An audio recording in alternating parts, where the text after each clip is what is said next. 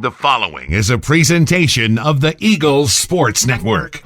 Alongside Carson-Newman women's basketball coach Mike Mincey, I'm Michael Watchering, and this is seeandeagles.com as the Lady Eagles get set for a contest against Coker. And, Coach, you're in the top four for the first time all year after your victory against Brevard on Wednesday. You get a Coker team in here that started the year hot in conference play, but they've dropped some games of late. What do you see from the Cobras this season as compared to last year?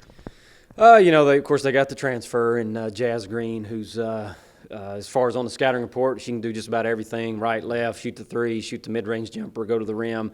Got to really key in on her to try and get her stopped. But, they're just not a one-man team like some other teams. They've got other people that can hurt you. They've got some good guard play that can do a lot of things, shoot a lot of threes, and I think they're right up there with us in three-pointers made on the year. So, as always, it's a tough game, but the way we look at it, they're a team that I believe is tied with us right now in the league standings, and it's just another opportunity for us at home to try and get a victory and keep moving up the standings since we've kind of dug ourselves in a hole early.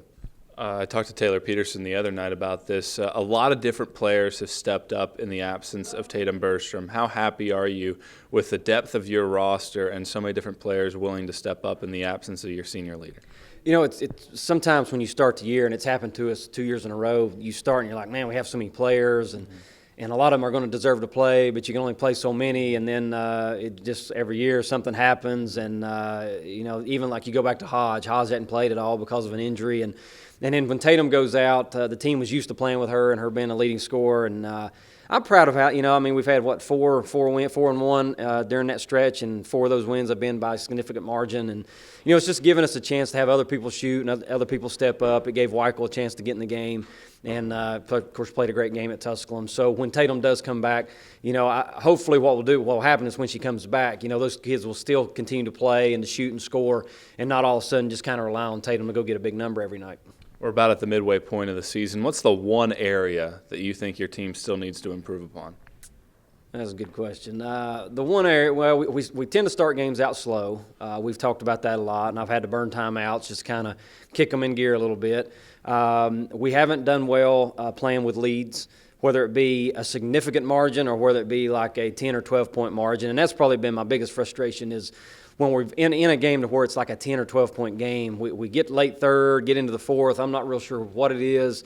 We get shots, we just don't make them, and we get a little stagnant. And of course, the other team's playing a little bit more aggressive, and they come back on us. So that's the one thing I think is just being able to finish games, and even the games that we're up big.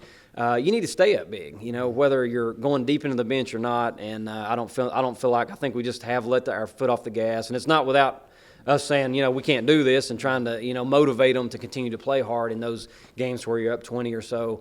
So if we'll continue to build, play well and get a lead and certainly continue to play well in the fourth quarter, I think we can carry a lot of victories home.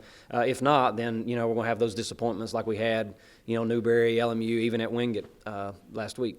Coach, thanks for your time. Best of luck Saturday. Thank you. 2 o'clock's the tip-off from Holt Fieldhouse for head coach Mike Mincey. I'm Michael Watchering, and this is seeandeagles.com.